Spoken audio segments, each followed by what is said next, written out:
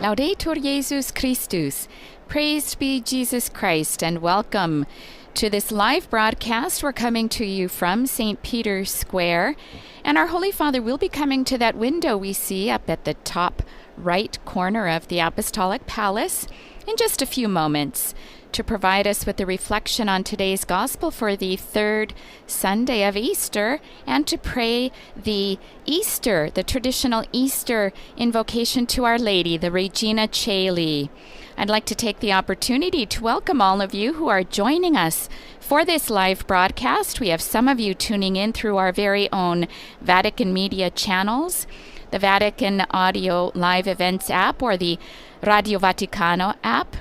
We have some of you tuning in through the Vatican News web portal, our Vatican News English YouTube channel, and our Facebook Live feed.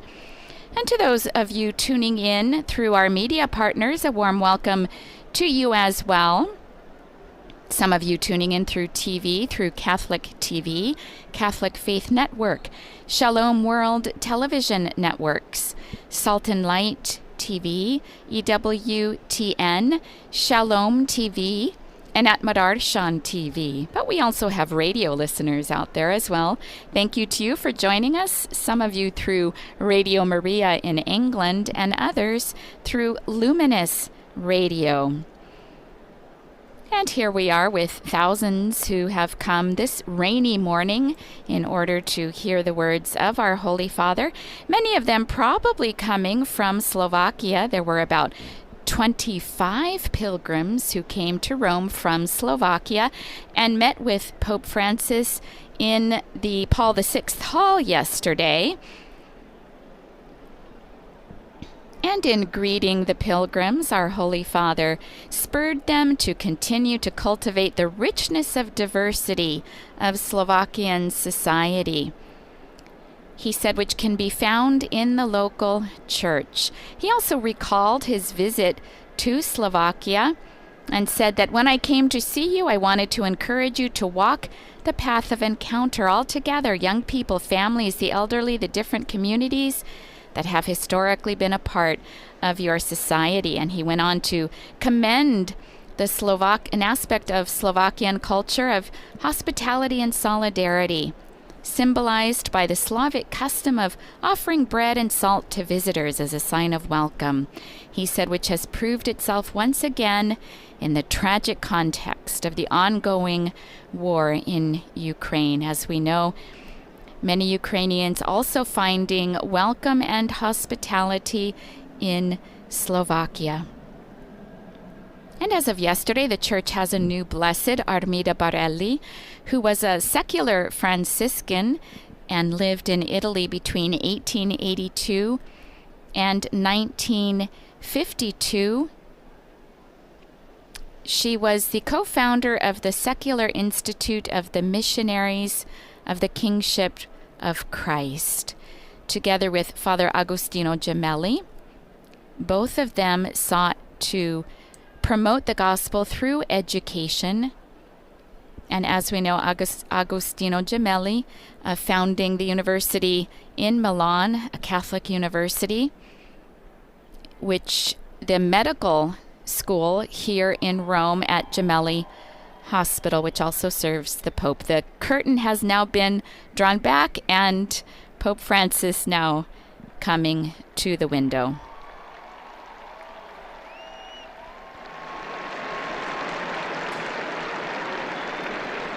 Holy Father greeting the crowds below. Here we see the signs of the Slovak pilgrims. Dear brothers and sisters, a happy Sunday to you all. The Gospel of today's liturgy recounts the third appearance of the risen Jesus to the apostles. It's a meeting that takes place by the lake or the Sea of Galilee, and above all, involves Simon Peter. It all begins with him saying to the other disciples, "I'm going fishing." There was nothing strange about this since he was a fisherman, but he had abandoned this work from the time he had left his nets on the shore of that very lake in order to follow Jesus. And now, While the risen one is waiting, Peter, perhaps a little disheartened, proposes to the others that he return to his former life, and the others accept. "We'll go with you," they say. But that night they caught nothing. This can happen to us out of tiredness, disappointment, perhaps out of laziness, to forget the Lord and to neglect the great choices we have made, to content ourselves with something else. For example, not to dedicate time to talk together in the family, preferring personal pastimes. We forget prayer, letting ourselves get wrapped up in our own needs. We neglect charity with the excuse of daily urgencies. But in doing so, we find ourselves disappointed. It's that same disappointment that Peter had with empty nets, just like Peter. It's a path that takes us backward and doesn't satisfy us. And what does Jesus do with Peter? He returns once again to the shore of the lake where he had chosen Peter, Andrew, James, and John. All four of them he had chosen there. He does not reproach them. Jesus does not reprove. He touches the heart always. He doesn't reproach, but he always calls his disciples with tenderness children. And then he invites them, as before, to cast their nets again courageously. And once again, the nets are filled to overflowing, the same as before. Brothers and sisters, when our nets are empty in life, it's not the time to feel sorry for ourselves, to have fun, to return to old pastimes. No, it's the time to begin again with Jesus. It's the time to find the courage to begin again. It's the time to set out, to go out into the deep with Him. Always before disappointment, it's the time to begin again, to find courage, and to set out in the deep, especially when we feel like going back. It's time to set out again, to set out into the deep with Him. He's waiting for you. He's thinking of you, of me, of all of us. Peter needed that shock. When he hears John cry out, "It is the Lord," he immediately dives into the water and swims towards Jesus. It's a gesture of love, because love goes beyond what's useful, what's convenient, or what's obligated. Love generates wonder. It inspires creative, freely given zeal. In this way, while John, the youngest, recognizes the Lord, it is Peter, the eldest, who dives to meet Jesus. In that dive, there's all the newfound enthusiasm of Simon, known as Peter.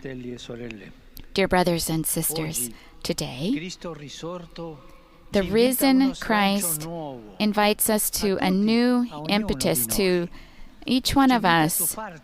He invites us to dive into the good without the fear of losing something, without calculating too much, without waiting for others to begin. Why not to wait for others? Because in order to go out to meet Jesus, we need to be put off balance. We need to be put off balance. Courageously start again, to take a risk. Let us ask ourselves, am I capable of an outburst of generosity, or do I restrain the impulses of my heart and close myself off in routine or in fear? Jump in, dive in. This is Jesus' word for today. And at the end of this episode, Jesus asks Peter for 3 times a question, "Do you love me?" The risen Lord asks us too today, "Do you love me?" Because at Easter, Jesus wants our hearts to rise too, because faith is not a question of knowing something, but of love. Do you love me?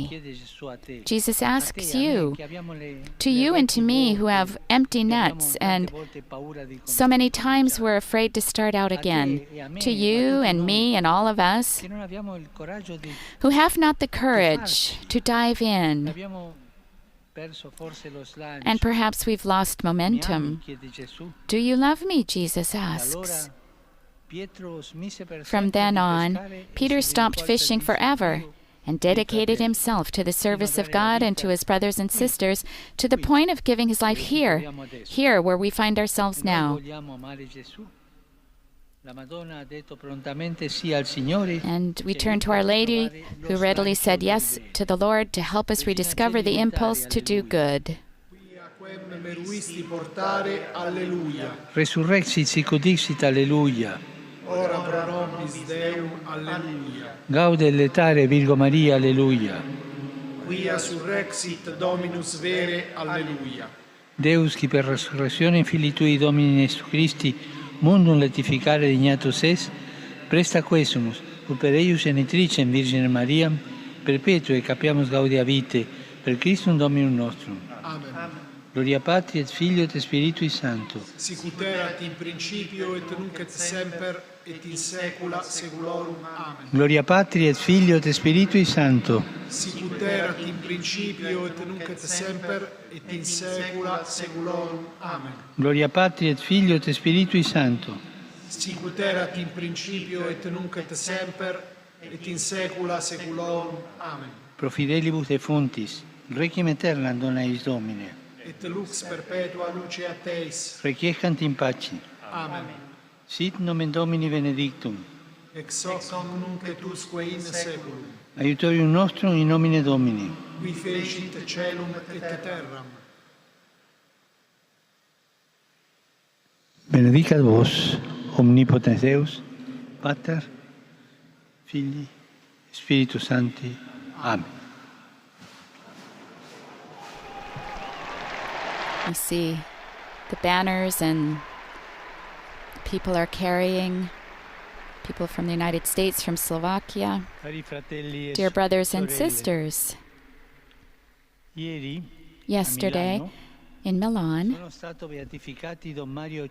Don Mario Cicci and Armida Barelli have been beatified. One is a vicar, a vice pastor who would confess people, would visit with the sick, be with young people in an oratory as a meek guide and secure guide. A luminous example of a pastor, and Armida Barelli was the foundress of Young Women in Catholic Action. She went all throughout Italy to call young people to their church and civil duties. And she gave life to a secular institute and the University of the Sacred Heart that today celebrates a day that's dedicated to her called the Heart of Women. And so let's give a hand to the newly beatified. Today, the month begins dedicated to the Mother of God. I'd like to invite all the members of the faithful to pray daily the Rosary for Peace. And my thought immediately goes to the Ukrainian city Mariupol, the city of Mary that's been bombarded and destroyed. And once again, even from here, I renew my request that humanitarian corridors be made available for those who are trapped in that city. I suffer and I cry, thinking of the suffering of the Ukrainian people, in particular the weakest, the elderly, children. That news keeps arriving. It's terrible news of children who are expelled and deported. And while something horrible taking humanity back, I'm thinking of all those anguished people and seeking peace. that there might be the willingness that there be an escalation toward stopping the violence of dialogue. I beg you, don't surrender to the logic of violence, but that you take the way of dialogue and peace. And let us pray. Our Holy Father bowing his head in prayer, the crowd below responding.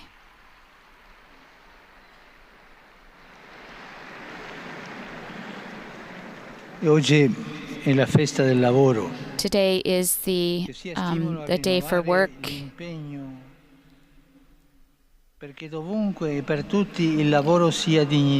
and that may we dedicate ourselves so that there might be dignified work, and that from the world of work might come the will to foster an economy of peace. And I'd like to recall those employees who die at work. Perhaps there's too many. The day after tomorrow, the 3rd of May, is the World Day of Freedom of the Press from UNESCO. I honor journalists who give their lives in honor of this right. Last year, 46 journalists were killed, and more than 350 were imprisoned. A special thanks to those of them who courageously inform us regarding the wounds of humanity. I greet all of you, those of you from Rome, from pilgrims from Italy and many other countries. In particular, I greet the faithful who've come from Spain, from Portugal, from the United States of America.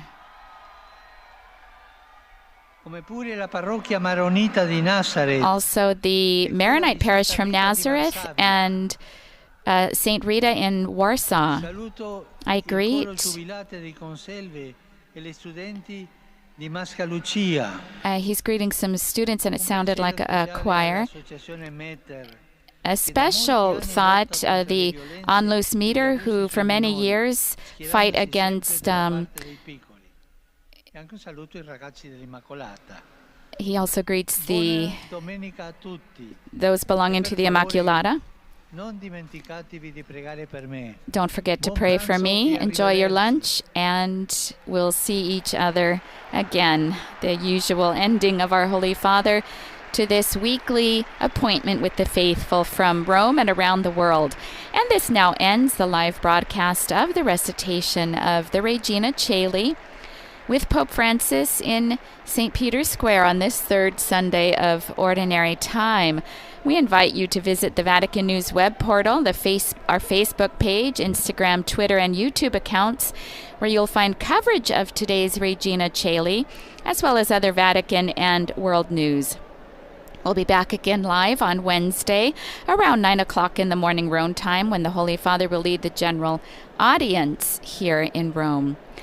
I'd like to thank, on behalf of Vatican Media, all of our media partners once more: Catholic TV, Catholic Faith Network, Shalom World TV, Salt and Light TV, WTN, Radio Maria England, Shalom TV, at Madarshan TV, Luminous Radio, as well as all of our technicians in studio who've made this broadcast possible.